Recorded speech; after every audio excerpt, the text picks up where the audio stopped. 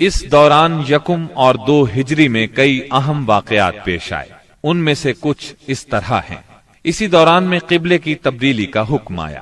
مکہ مکرمہ سے ہجرت کر کے مدینہ منورہ آنے کے بعد 16 یا 17 ماہ تک مسلمان بیت المقدس کی طرف رخ کر کے نماز پڑھتے رہے۔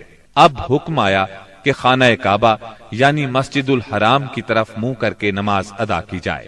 اسی سال میں رمضان المبارک کے روزے رکھنے اور زکوٰۃ ادا کرنے کے احکام نازل ہوئے۔ پھر عیدین کی نماز اور صدقۃ الفطر کا حکم دیا گیا۔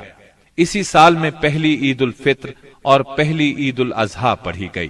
اسی سال نبی کریم صلی اللہ علیہ وسلم نے اپنی پیاری بیٹی سیدہ فاطمہ رضی اللہ عنہا کی شادی سیدنا علی رضی اللہ عنہ سے کی۔ سب سے بڑھ کر یہ کہ اسی سال میں مسلمانوں پر حکم الہی سے جہاد فرض کیا گیا اور مسلمانوں کو اپنے دفاع کا حق دیا گیا۔ مکہ معظمہ میں صرف تبلیغ کا حکم تھا، اب اپنے تحفظ میں تلوار اٹھانے کا حکم آ گیا۔ چنانچہ سریوں اور غزوات کا آغاز ہوا۔ جن جنگوں میں آپ نے کسی صحابی کو امیر لشکر بنا کر بھیجا وہ سریہ کہلاتی ہے، اور جن جنگی مارکوں میں آپ خود امیر لشکر ہوئے وہ غزوہ کہلاتے ہیں۔ تاریخ اسلام میں غزوات کی تعداد 21 سے لے کر 27 تک بیان کی جاتی ہے، جبکہ سریوں کی تعداد اس سے کہیں زیادہ ہے۔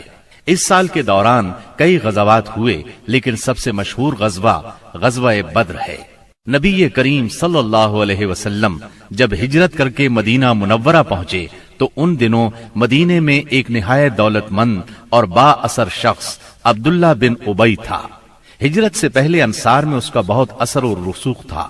انصار اسے اپنا سردار بنانے والے تھے، بلکہ اس کی تاج پوشی کے لیے ایک تاج بنوا لیا گیا تھا۔ اسی دوران میں آپ صلی اللہ علیہ وسلم ہجرت کر کے مدینہ پہنچے اور انصار کے دونوں قبائل نے آپ کے ہاتھ پر بیعت کر لی، اور میثاق مدینہ کے ذریعے سے یہودیوں نے بھی آپ کی قیادت کو تسلیم کر لیا۔ اس سے عبداللہ بن ابی کی سرداری کے منصوبے دھرے کے دھرے رہ گئے۔ اس بنا پر اس نے آپ کی مخالفت پر کمر باندھ لی۔ ادھر مشرکین مکہ جو اسلام، مسلمانوں اور رسول اللہ صلی اللہ علیہ وسلم کی دشمنی میں جل بھن رہے تھے، انہوں نے عبداللہ بن ابی کو ایک دھمکی آمیز خط تحریر کیا۔ اس خط میں انہوں نے 2 ٹوک الفاظ میں لکھا: آپ لوگوں نے ہمارے صاحب کو پناہ دے رکھی ہے، اس لیے ہم اللہ کی قسم کھا کر کہتے ہیں یا تو آپ لوگ اس سے لڑائی کریں یا اسے نکال دیں، یا پھر ہم اپنی پوری جمعیت کے ساتھ آپ لوگوں پر چڑھائی کر کے آپ کے سارے جنگجوؤں کو قتل کر دیں گے